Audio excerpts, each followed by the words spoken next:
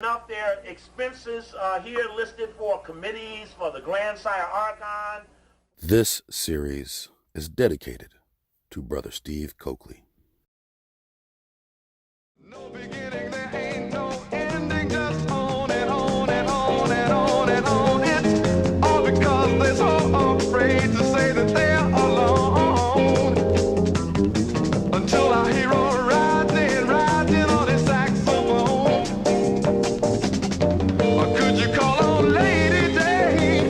Could you call on John Coltrane? Now, 'cause they'll wash your troubles, your troubles, your troubles, troubles away.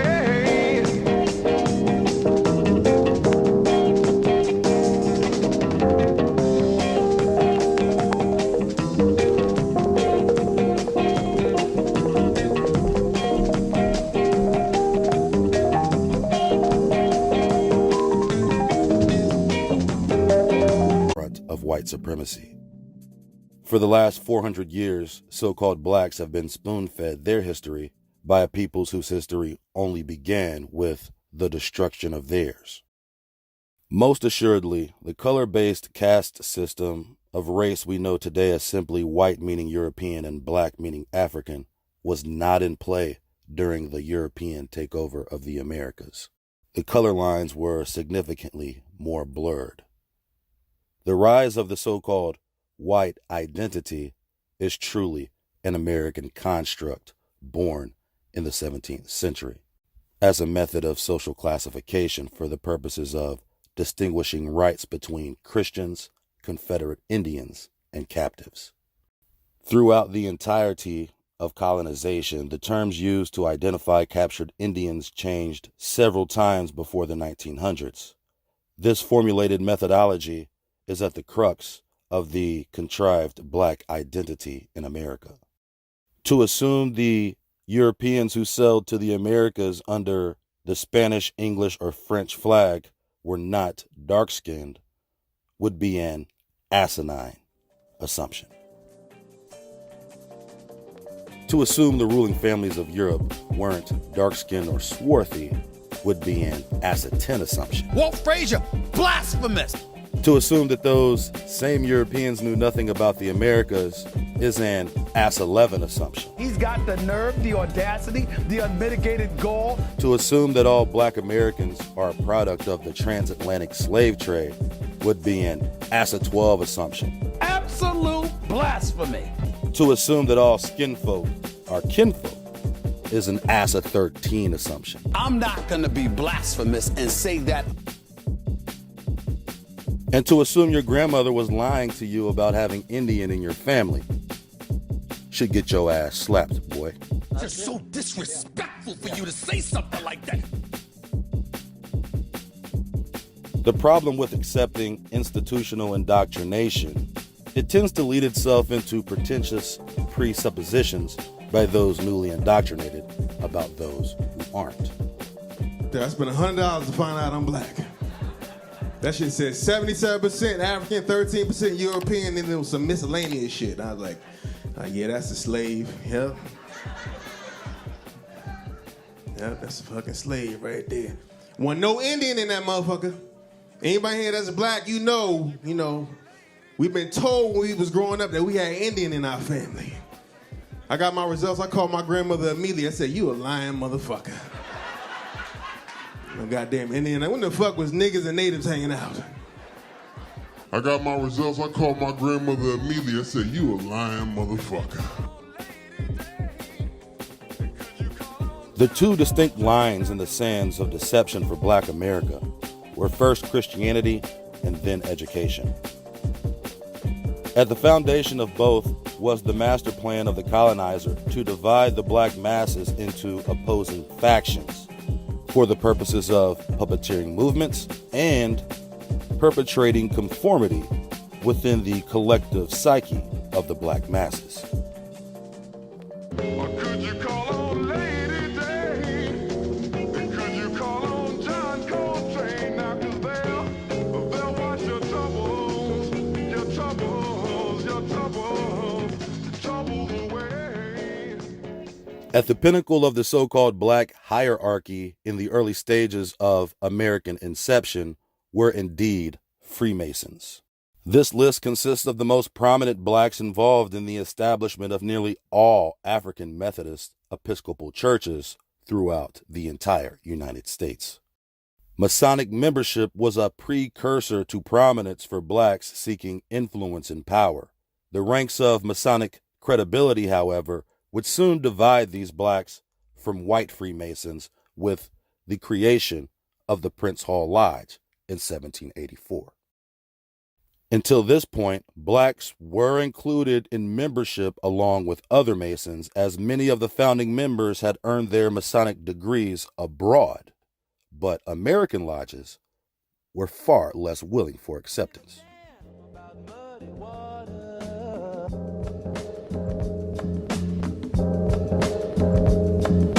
Long as I have my clams, I don't give a damn about muddy water.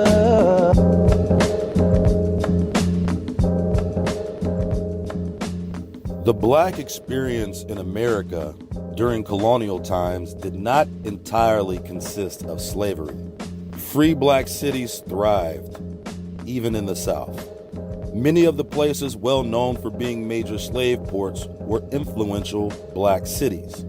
Two of these cities being Charleston, South Carolina, and New Orleans, Louisiana.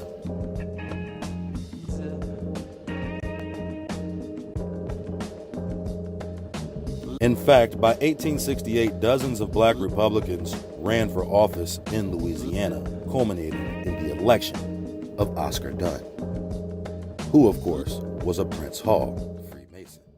But who exactly was Prince Hall? Long as I have my clams, I don't give a damn about muddy water. There is no general consensus by historians on the exact roots of Prince Hall's ancestry, although it is commonly believed he was born in Barbados. Boule historian Charles Wesley postulated that Prince Hall was born into slavery and owned by William Hall, a leather tanner from Boston. But David L. Gray, another Prince Hall historian, concludes the official record of manumission, the act of freeing a slave, was unfounded. However, in 1975, in his book Middle-Class Blacks in a White Society, Prince Hall Masonry in America, historian William Marashkin states definitively that Prince Hall was a West Indian mulatto of free status and that he and 14 other black men were first initiated by the British military into a lodge located in Boston. But the wicked hot Masons out in Boston didn't want any blacks in their frats. All right. To echo such blasphemous nonsense?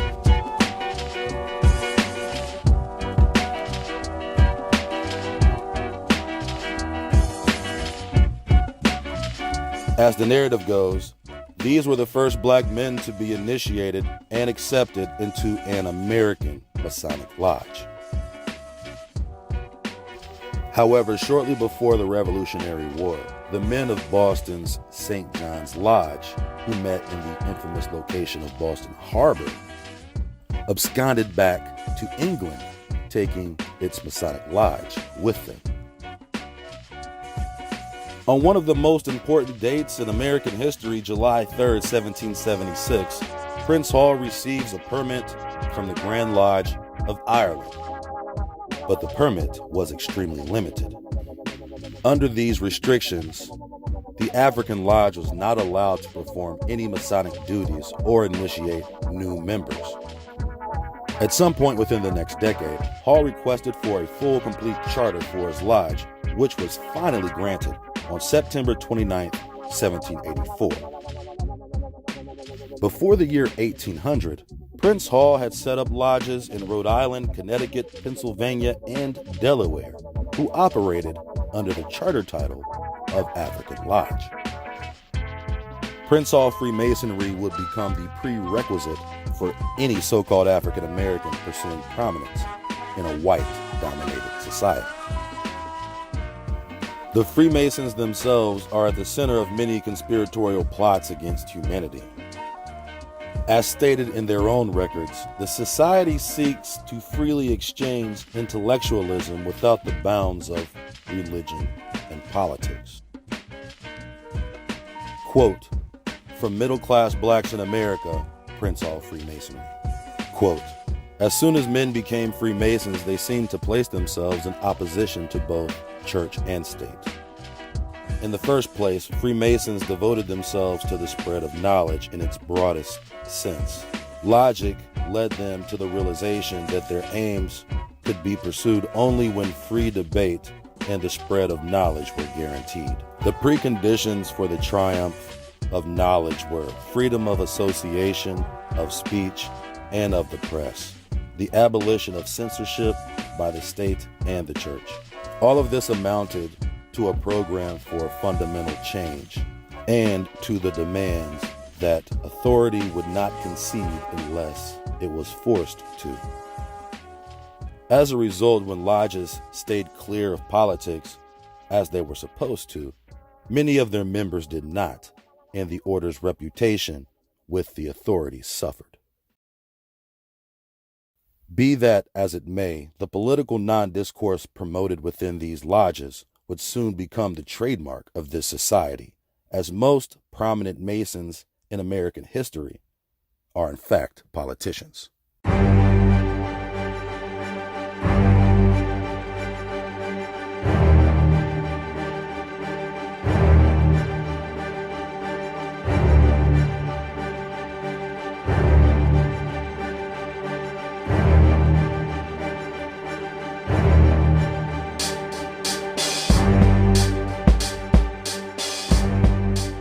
The Freemasons, along with other fraternal orders such as the Oddfellows and the Knights of Pythagoras, claim their organizations originally descend from the ancient mystery schools of antiquity. These mystery schools hail from the intellectual fruit of civilizations past, such as ancient Babylon, Egypt, Greece, and Rome. Some historians say these societies can be traced as far back as the 2nd millennium BC. But it must be noted the entire history of ancient mystery comes from a people who themselves were responsible for the theft of said ancient mystery and knowledge, and repackaging it into a veil of Eurocentrism and Pan-African Darwinism. It's no mistake that the American Masonic lodges are coded in Old Testament names and parallels. This is by design. The hidden history of the Negro in the world can be found within the pages of Scripture. But Christianity only promoted a very limited fraction of the Old Testament. The Christian portion of the Bible is less than 20% of the entire King James Version. Illiteracy stood at the forefront of black Christianization. An illiterate Christian with knowledge of so-called Scripture could tell that the prophecies being fulfilled in the very first chapters of Matthew are complete red herrings. As the narrative of Matthew states in chapter 1, verse 23, quote, behold, a virgin shall be with child and shall bring forth a son. This is a direct parallel from the book of Isaiah, chapter 7 through 10. Which describes the child Emmanuel who was born before the Assyrian invasion. The verses of Isaiah clearly detail the experiences of Emmanuel, which differ dramatically from the life of Christ. The next two chapters of Matthew continue to misrepresent Old Testament prophecies concerning the weeping of Rachel and the prophecies of Jeremiah. Christianity stood firmly upon the legs of illiteracy and even laziness. Did Absalom Jones or Richard Allen read from Genesis to Malachi? And if they did, how could they have still been Christians? Truly at the heart of the black African identity was illiteracy and the hope for acceptance in a white-dominated society. The mindfuck is truly ingenious. Introduce the indigenous people to a book concerning their history in a language not native to themselves. But only through the lens of their oppressor shall they learn this book. This is why many people directly associate the Bible with Christianity, because they've never read the book for themselves. Christianity is to the Bible as the radio is to a car. That's why the books were divided into the New Testament and the Old Testament. The New Testament did not exist until 1456, just before the invasion of the Americas. The first Europeans claimed their rights to rule the Western Hemisphere under divine law. The popes of Rome signed several papal bulls affirming such, like Dum Diversus in 1452 and Inter Caetera signed in 1493. The papal bull of 1452 established the rights of Italian, Spaniard, and Portuguese houses over non-Christian people captured in war for the purposes of perpetual servitude. This doctrine was initiated before the discovery of the Americas, which means the first European explorers to the Americas had strict instructions: eradicate, enslave, and evangelize. This campaign was intentional and essential in order to maintain a common theme amongst invaders. The front needed to appear unified for maximum effectiveness. The symbol of unification between all of these houses was the cross, which in itself was familiar and esteemed by certain cults of antiquity, who historians say were most commonly associated with sun worship. In fact, the cross symbol had been used in North, Central, and South America for generations for various reasons prior to the invasion of Eurasians. For example, temples in Mexico have the exact same cross design used by the Knights Templar, found coincidentally at the Temple of the Sun. This establishes a well-founded parallel between pre-Columbian Mexico and the Maltese cross of St. Andrews, and both of their associations with the sun. However, the symbol of the cross in America has a far deeper meaning than just the worship of the sun, and most of this record was burned, stolen, and repackaged by the Catholic Church. The cross in Central America has been intimately tied with human sacrifice. For example, the Crux de Cusada, otherwise known as the St. Andrew's Cross, is an actual representation of two dead bones and is the badge of the god of death.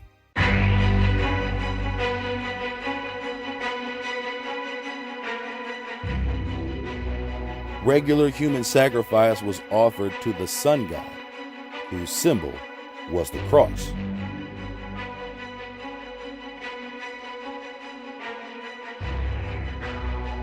This begs a provocative series of questions. Was the foundation of Christianity based upon the actual account of a ritual human sacrifice?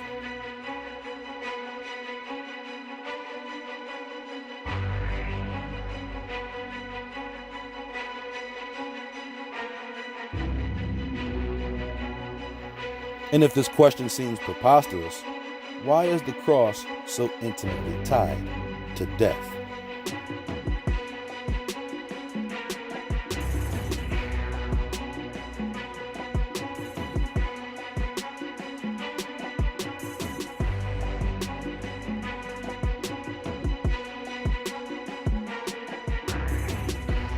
Just as in South and Central America, as well as the Caribbean, colonizing powers in North America used miscegenation to create a caste system of so-called Negroes as societal buffers between the ruling class and the subservient class.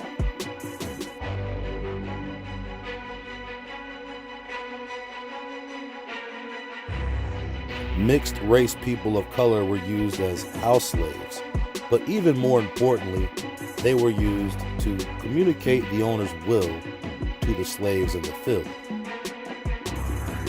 And if a slave needed to communicate something to the master, the mulatto was used as a medium to inform him of said needs. In this sense, it was only natural for mixed-race children, especially those owned by the elite, to be developed or vetted into agents of the ruling class.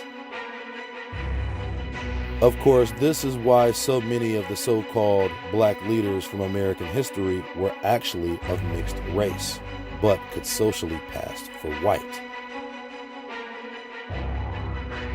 And even the ones who weren't socially considered white surrounded themselves with white and often married white.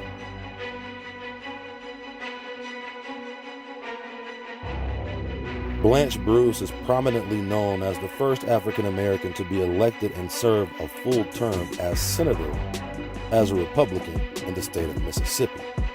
But Bruce wasn't socially black. He was the product of his father, the slave owner, impregnating one of his servants.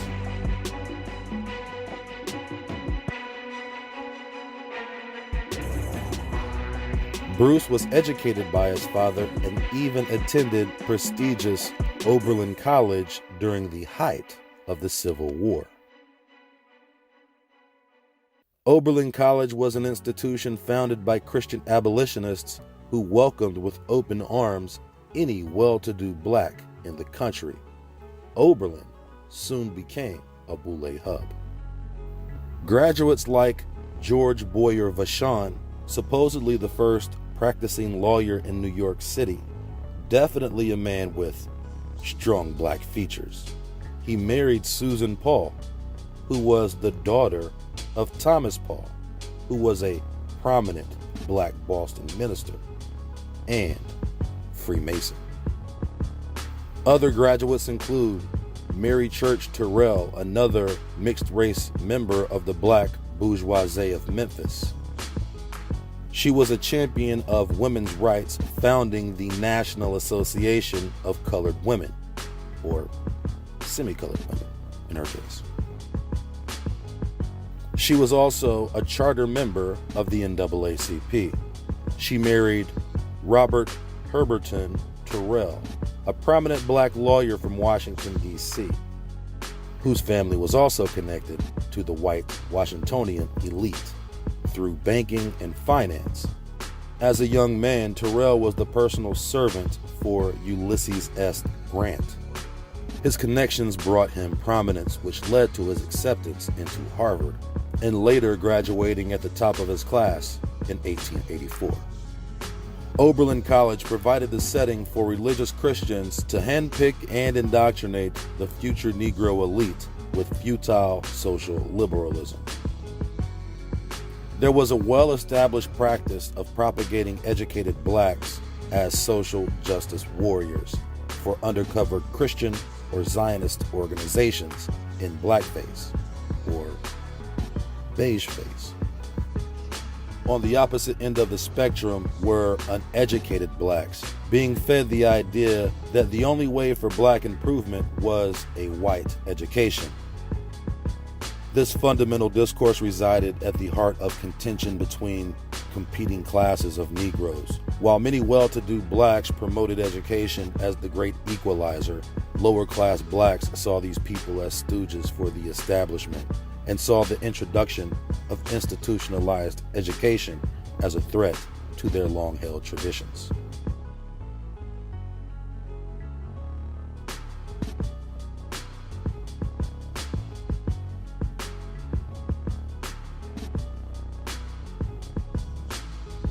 Furthermore, lower-class blacks saw the black elite as even more predatory than so-called friendly whites.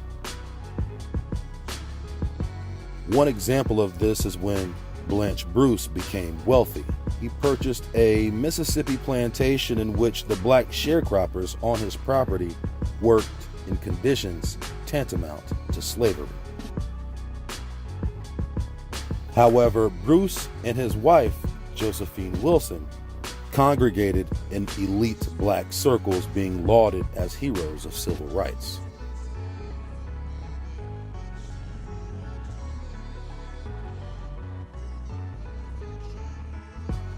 The philosophical dichotomy of consciousness was being manipulated from without.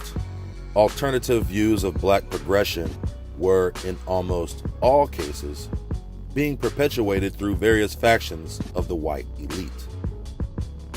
The ruling class knew that in order to gain the most control over the minds of the public, the ideology of black liberation must be manufactured in such a way as to gain the hearts and minds of the community to the point of creating and maintaining political sustenance.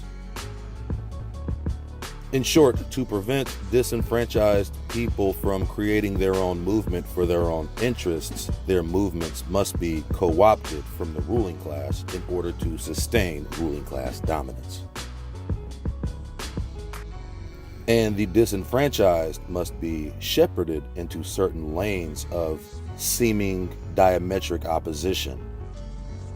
On either side of the objective is an illusionary solution.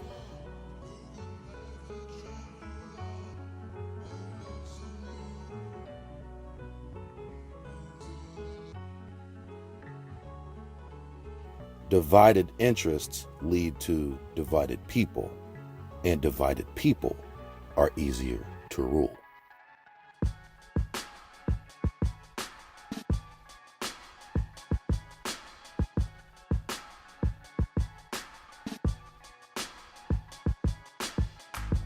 The people wanted leaders, and the establishment was fit to provide such, and the vetting process began. The Boule can be more accurately described as a proxy group for other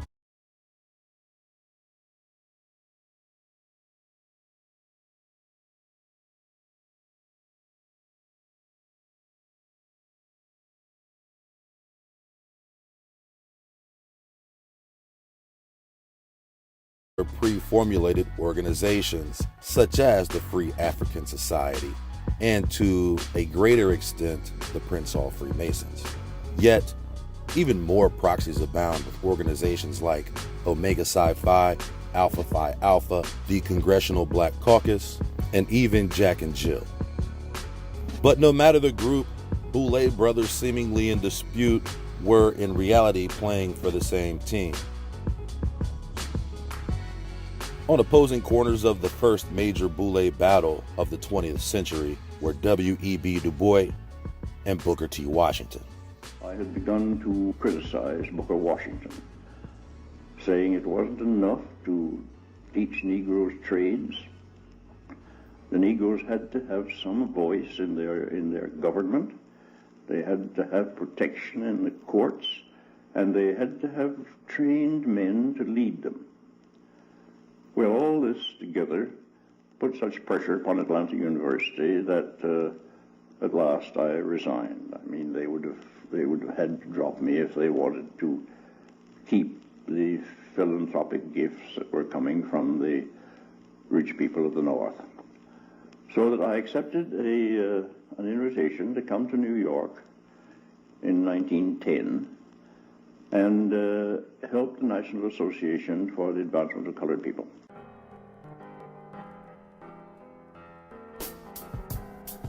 A philosophic chasm had become fomented within the psyche of the original Americans, and there seemed to be a geographical slant in its reception and presentation. The northern faction of social justice Negroes, the likes of Du Bois, whose platform stood upon the legs of integration and equality, and the southern faction whose platform stood upon the legs of segregation and inequality, the ideology pushed by Booker T. No, not that Booker T. Washington, like Du Bois, was born of mixed ancestry, but unlike Du Bois, he was born into slavery. Although little is known about his father, according to the book Booker T. Washington, The Making of a Black Leader, his father was a white man from a nearby plantation, and his mother served on the Burroughs plantation in Franklin County, Virginia. In his book Up From Slavery, Booker tells the story of the great day of emancipation, tears of joy running down his mother's face as she explained how she had prayed her entire life for this day, fearing it may never come. Washington worked jobs in West Virginia salt furnaces and coal mines after his family moved to West Virginia, where blacks were free. Following his days in West Virginia, Booker T traveled back to Virginia, enrolling in Hampton Institute, a school funded by the American Missionary Association, which of course was a religious or Protestant-based abolitionist organization. Hampton Institute will become a staple of black higher learning.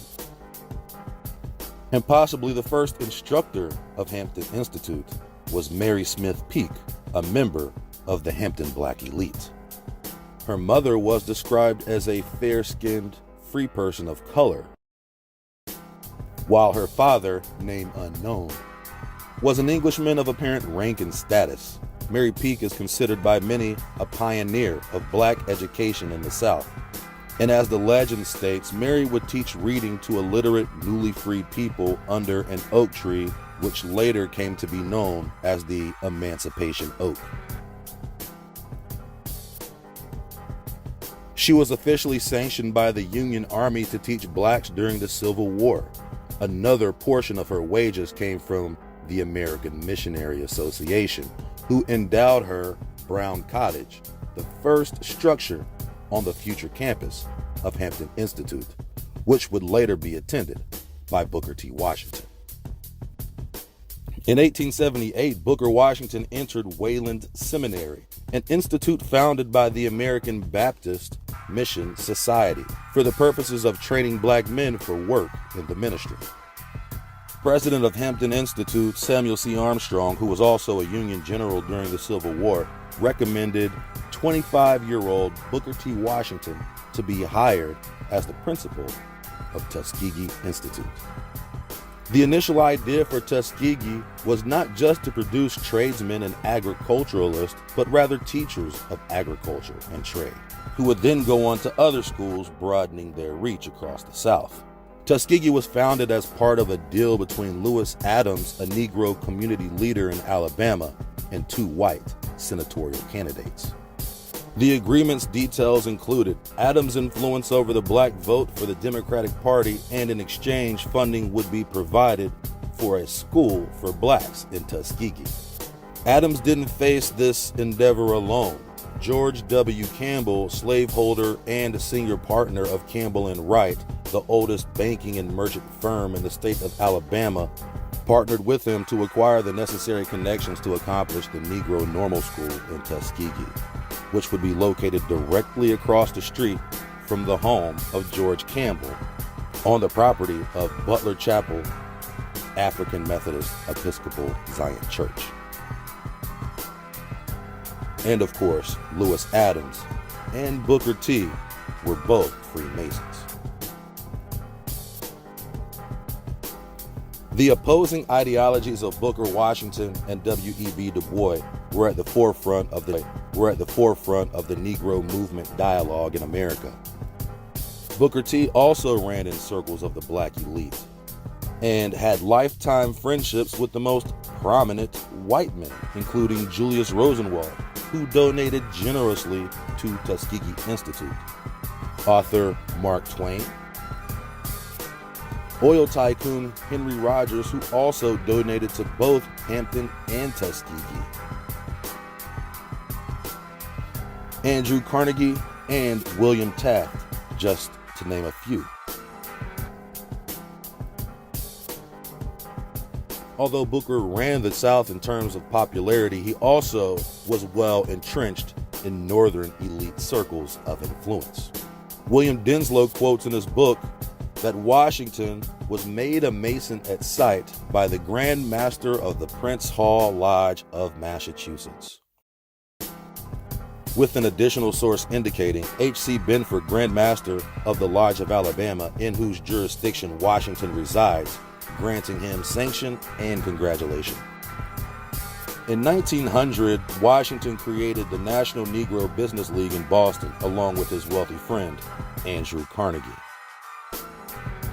In 1905, W.E.B. Du Bois created a group of his own to directly counter the influence being made by Booker Washington called the Niagara Movement.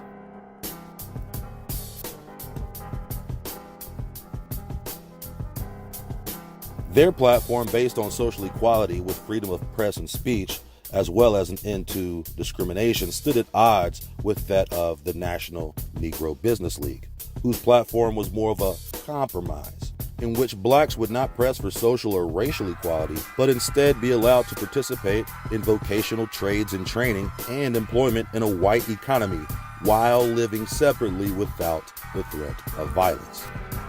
The Niagara Movement lasted less than 5 years due to infighting within the organization. They held annual conventions in Harpers Ferry, West Virginia, Boston, and Oberlin, Ohio.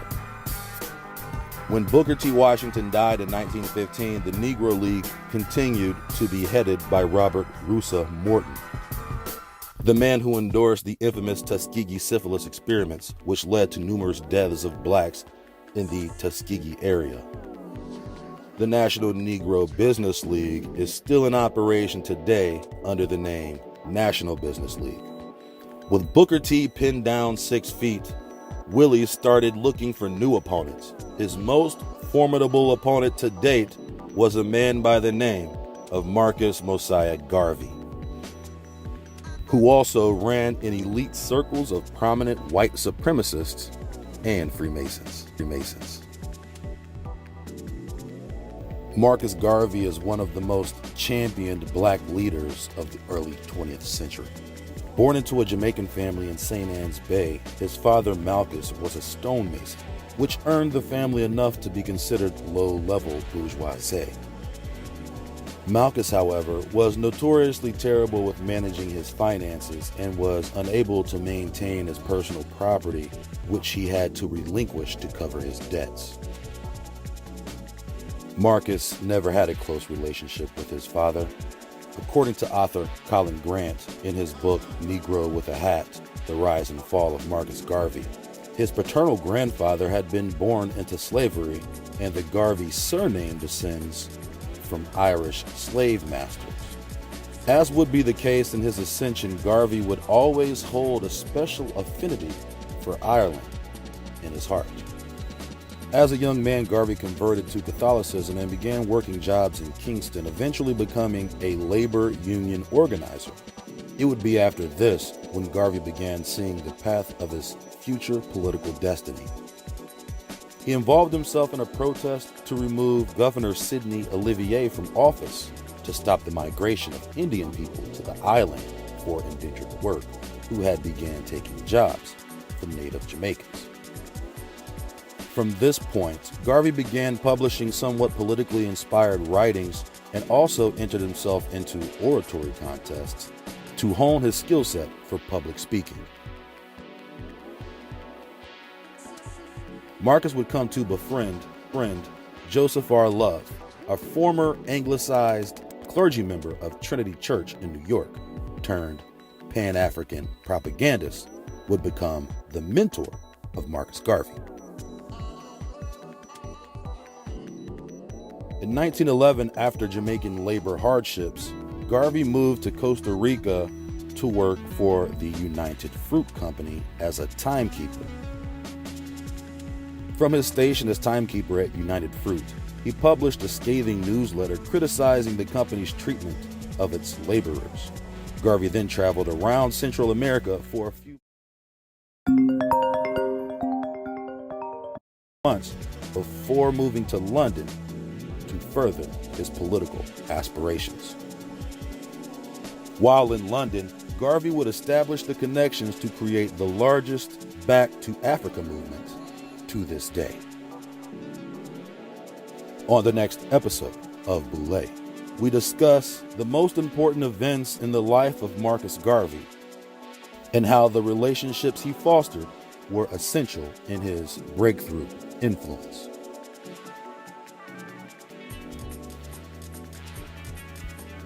We will also uncover the hidden lineages of some of the most prominent so-called black politicians in American history. On the next episode of Boulé.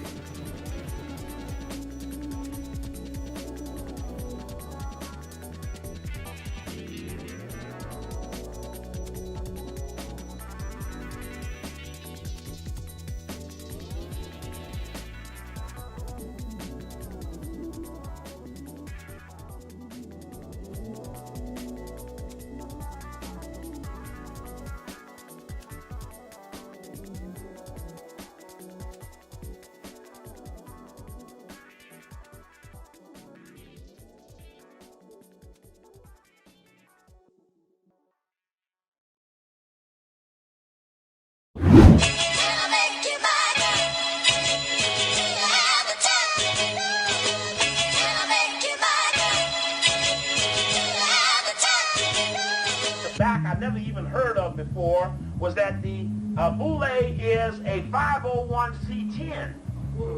A 501c10 is 7 higher than a 501c3. In fact, this 501c10 says you don't even have to file a federal income tax for a 10-year period.